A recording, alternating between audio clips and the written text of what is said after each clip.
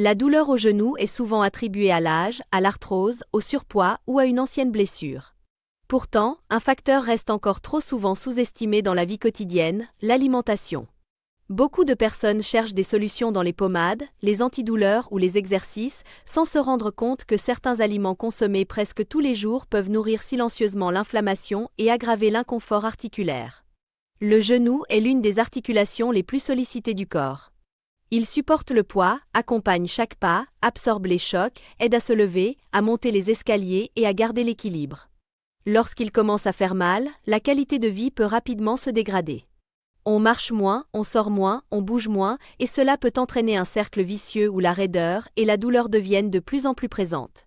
Ce que beaucoup ignorent, c'est que l'inflammation chronique de bas grade peut jouer un rôle majeur dans cette souffrance. Elle ne se manifeste pas toujours de manière spectaculaire. Elle s'installe lentement, discrètement, et peut fragiliser les tissus articulaires au fil du temps. Certains aliments favorisent justement cet état inflammatoire. Ils ne détruisent pas le genou du jour au lendemain, mais ils contribuent à rendre l'environnement intérieur du corps moins favorable à la réparation et plus propice à la douleur. Quand une articulation est déjà sensible, usée ou enflammée, une alimentation déséquilibrée peut accentuer la situation. Le cartilage peut être davantage exposé au stress oxydatif, les tissus autour du genou peuvent devenir plus irritables et la sensation de gonflement ou de raideur peut augmenter. À l'inverse, lorsque l'on commence à réduire les aliments les plus inflammatoires, certaines personnes remarquent peu à peu une amélioration du confort, de la mobilité et même de leur énergie générale. Il est aussi important de comprendre qu'une mauvaise alimentation agit sur plusieurs fronts à la fois. Elle peut favoriser l'inflammation, mais aussi la prise de poids, les dérèglements métaboliques et la fatigue. Or, chaque kilo supplémentaire augmente la pression exercée sur les genoux.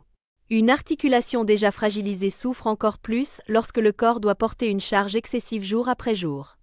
Cela signifie que certains aliments aggravent la douleur de façon directe par l'inflammation et de façon indirecte par la prise de poids. Dans cette vidéo, nous allons nous concentrer sur 5 grandes catégories d'aliments qui peuvent entretenir ou aggraver la douleur au genou. Il ne s'agit pas de tomber dans la peur ou dans l'exagération, mais de mieux comprendre ce qui se passe dans l'organisme. Car parfois, un simple changement dans l'assiette peut devenir un vrai soulagement pour les articulations. Le premier groupe d'aliments à surveiller est souvent présent dès le petit déjeuner, dans les collations, dans les desserts et même dans des produits que l'on croit sains. Il s'agit du sucre sous ses différentes formes. Et vous allez voir pourquoi il peut devenir un ennemi discret mais redoutable pour vos genoux. 1. Le sucre raffiné et les aliments très sucrés. Le sucre raffiné est l'un des plus grands carburants de l'inflammation moderne. On le retrouve dans les sodas, les pâtisseries, les biscuits, les céréales industrielles, les desserts lactés sucrés, les confitures très transformées, les bonbons, les boissons aromatisées et de nombreux produits emballés. Le problème, c'est qu'il ne se contente pas d'ajouter des calories. Il influence profondément les réactions internes du corps. Lorsque l'on consomme trop de sucre, la glycémie grimpe rapidement. En réponse, l'organisme sécrète de l'insuline pour faire baisser le taux de sucre dans le sang. Répété trop souvent, ce mécanisme peut dérégler le métabolisme et favoriser un terrain inflammatoire. Chez certaines personnes, cela s'accompagne d'une augmentation des marqueurs inflammatoires, ce qui peut accentuer la sensibilité des articulations. Le cartilage du genou a besoin d'un environnement équilibré pour rester souple et fonctionnel. Quand l'inflammation s'installe, les cellules qui entretiennent ce cartilage peuvent être perturbées. À long terme, les tissus deviennent moins résistants, la lubrification articulaire peut être moins efficace et la douleur peut apparaître plus facilement pendant la marche ou après une position assise prolongée. Le sucre participe aussi à un phénomène appelé glycation. En simplifiant, cela signifie que des molécules de sucre peuvent se fixer sur certaines protéines du corps et former des composés indésirables. Ces composés peuvent rigidifier certains tissus et augmenter le stress oxydatif. Dans le cadre des articulations, cela n'est pas une bonne nouvelle, car le genou a justement besoin de souplesse, de fluidité et d'un bon état des tissus de soutien. Un autre point important concerne le poids. Les aliments très sucrés sont souvent peu rassasiants et poussent à manger davantage. Ils favorisent les fringales, les pics puis les chutes d'énergie et incitent à grignoter encore plus. Avec le temps, cela peut contribuer à une prise de poids progressive. Et pour les genoux, chaque kilo en trop compte.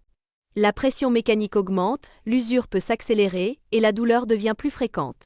Ce qui rend le sucre encore plus trompeur, c'est qu'il se cache là où on ne l'attend pas toujours. Certaines sauces, certains yaourts aromatisés, certains pains industriels, certaines boissons dites énergétiques ou même certains produits allégés contiennent des quantités surprenantes de sucres ajoutés. On peut donc consommer beaucoup de sucre sans même en avoir conscience. Pour une personne qui souffre déjà du genou, réduire le sucre raffiné peut être une étape très intéressante. Cela ne signifie pas supprimer tout plaisir, mais apprendre à reconnaître les excès. Remplacer les desserts industriels par un fruit entier, choisir des collations plus simples, limiter les boissons sucrées et se méfier des produits ultra transformés peut faire une vraie différence sur le long terme. Certaines personnes remarquent qu'après quelques semaines avec moins de sucre, elles ressentent moins de gonflement, moins de lourdeur et parfois une meilleure tolérance à l'effort. Le corps ne change pas en un jour, mais il répond souvent positivement lorsque l'on retire ce qui entretient l'inflammation. Et malheureusement, le sucre n'est pas seul. Un autre groupe d'aliments très courant dans l'alimentation moderne peut lui aussi empirer la situation, les fritures et les graisses transformées. 2. Les aliments frits et les graisses industrielles. Les aliments frits plaisent au goût, mais ils ne rendent pas service aux articulations. Frites, chips, beignets, poulets panés, snacks croustillants, viennoiseries industrielles, fast-food et nombreux produits prêts à consommer contiennent souvent des graisses de mauvaise qualité. Ces aliments peuvent être particulièrement problématiques lorsque l'on souffre de douleurs au genou. Quand une huile est chauffée à très haute température, surtout si elle est réutilisée, elle peut produire des composés oxydés qui augmentent le stress oxydatif dans l'organisme. Le stress oxydatif agit comme une agression silencieuse sur les cellules. Il peut fragiliser les tissus, favoriser l'inflammation et gêner les mécanismes naturels de réparation. Or, une articulation douloureuse a justement besoin que le corps puisse réparer, calmer et protéger. Les graisses industrielles ne posent pas seulement un problème de cuisson. Elles déséquilibrent aussi la qualité globale de l'alimentation. Beaucoup de produits transformés contiennent un excès d'acides gras favorisant l'inflammation, tandis que les apports protecteurs issus d'aliments plus naturels sont insuffisants. Résultat, le terrain devient de plus en plus inflammatoire. Chez une personne qui souffre du genou, cela peut se traduire par une douleur plus marquée après certains repas, une impression de genou plus raide au réveil ou une fatigue généralisée qui diminue l'envie de bouger. Et moins on bouge, plus l'articulation se raidit. C'est là encore un cercle vicieux. Les aliments frits ont également tendance à être très riches en calories. Ils favorisent donc facilement la prise de poids, surtout lorsqu'ils s'ajoutent à une alimentation déjà riche en sucre et en produits transformés. Cette combinaison est particulièrement défavorable pour les genoux. D'un côté, l'inflammation augmente. De l'autre, la charge mécanique sur l'articulation devient plus lourde. Il faut aussi parler des graisses trans présentes dans certains produits industriels. Même si leur utilisation a reculé dans plusieurs pays, on en trouve encore dans certains biscuits, pâtisseries, margarines de mauvaise qualité et aliments transformés. Ces graisses sont connues pour leur impact négatif sur la santé cardiovasculaire, mais elles peuvent aussi participer à un état inflammatoire chronique. Beaucoup de personnes ne font pas le lien entre leur alimentation grasse et leur douleur articulaire. Pourtant, lorsque les repas sont souvent lourds, frits et pauvres en aliments frais, le corps fonctionne dans un climat intérieur moins favorable. Les tissus articulaires, déjà fragiles avec l'âge ou l'usure, peuvent alors devenir encore plus sensibles. La bonne nouvelle, c'est qu'il n'est pas nécessaire de basculer dans une alimentation stricte ou triste. Souvent, de simples changements suffisent. Cuire au four plutôt qu'en friture, préférer des huiles de meilleure qualité en quantité raisonnable, manger plus souvent des aliments simples et moins industriels, tout cela peut aider le corps à retrouver un meilleur équilibre. Quand on commence à réduire les fritures, on remarque parfois une digestion plus légère, une sensation de fatigue moins écrasante après les repas et une meilleure récupération physique. Ce sont de petits signes qui montrent que l'organisme apprécie le changement. Mais ce n'est pas tout, car un autre danger se cache dans des produits très populaires, les viandes transformées et les aliments ultra salés. 3. Les viandes transformées, le sel excessif et les produits ultra transformés. Les viandes transformées sont très présentes dans les habitudes alimentaires de nombreuses familles. Saucisses, charcuteries, jambons industriels, viande fumée, salaisons, nuggets et plats préparés à base de viande semblent pratiques, rapides et savoureux. Pourtant, pour les personnes souffrant du genou, ce type d'alimentation peut aggraver le problème de manière discrète mais réelle. Ces produits contiennent souvent de grandes quantités de sel, de conservateurs, d'additifs, de nitrites et d'autres substances destinées à améliorer la conservation ou le goût. Pris occasionnellement, ils ne provoquent pas forcément un désastre. Mais lorsqu'ils deviennent fréquents dans l'assiette, ils peuvent contribuer à un terrain défavorable. Le sel en excès, par exemple, peut favoriser la rétention d'eau et certains déséquilibres qui compliquent le travail de l'organisme.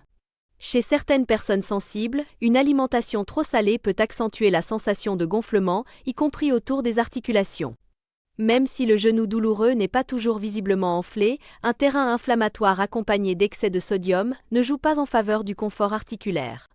Les produits ultra-transformés vont souvent encore plus loin. Ils combinent trop de sel, trop de sucre, de mauvaises graisses, des textures artificielles et très peu de nutriments protecteurs. Ils rassasient mal, poussent à manger davantage et remplacent peu à peu les aliments bruts qui apportent vitamines, minéraux, fibres et composés antioxydants. Or, pour soutenir les articulations, le corps a besoin de nutriments de qualité.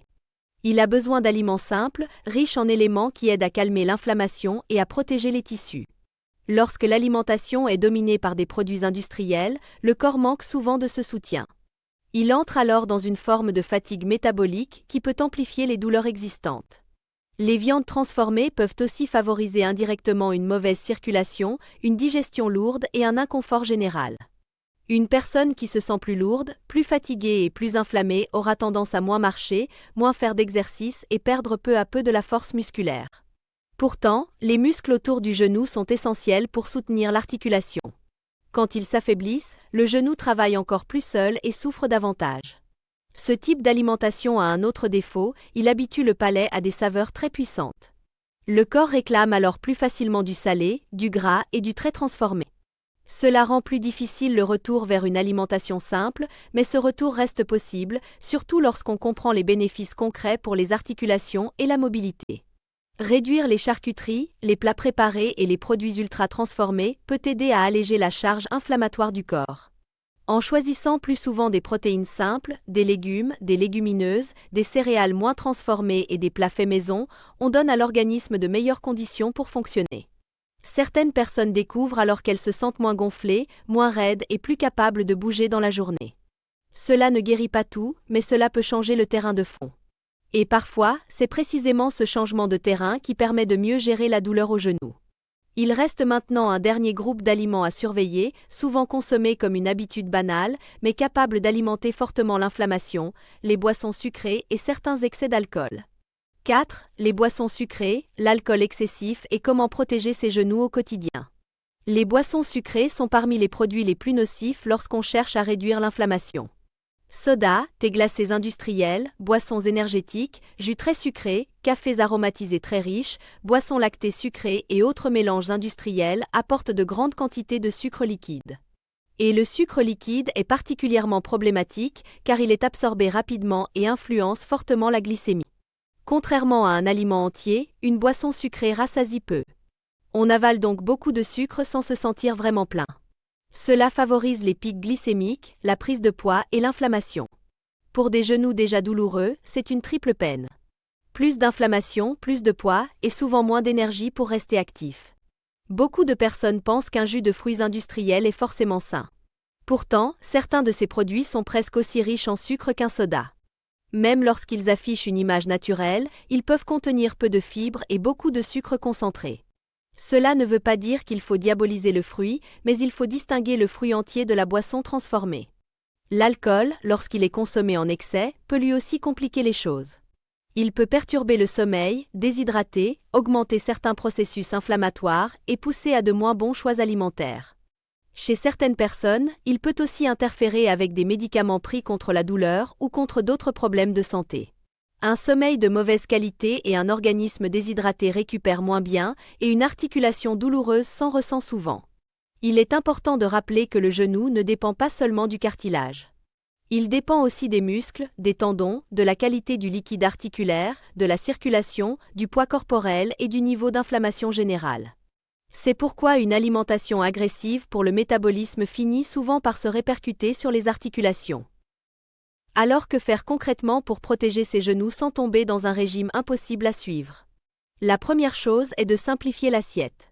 Plus un aliment est proche de son état naturel, plus il a des chances d'aider plutôt que de nuire. Les légumes, les fruits entiers, les légumineuses, les bonnes sources de protéines, les céréales peu transformées et les matières grasses de meilleure qualité créent un contexte plus favorable à l'organisme.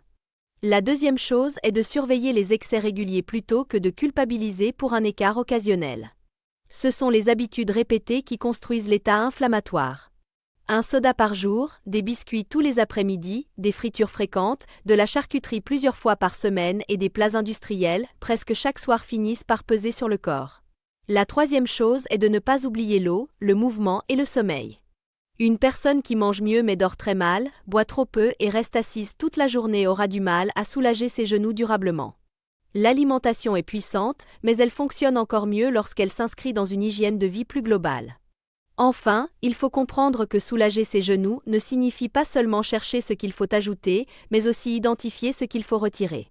Très souvent, la vraie amélioration commence quand on réduit ce qui entretient la douleur en silence. Le sucre raffiné, les fritures, les graisses industrielles, les viandes transformées, les produits ultra transformés, les boissons sucrées et l'alcool excessif sont autant d'éléments qui peuvent rendre le chemin plus difficile pour vos articulations. Si vous souffrez du genou depuis longtemps, posez-vous cette question simple: est-ce que mon assiette soulage mes articulations ou est-ce qu'elle les aggrave sans que je m'en rende compte? Parfois, la réponse à cette question change tout. Car en modifiant quelques habitudes, vous pouvez offrir à vos genoux un environnement plus calme, plus léger et plus protecteur.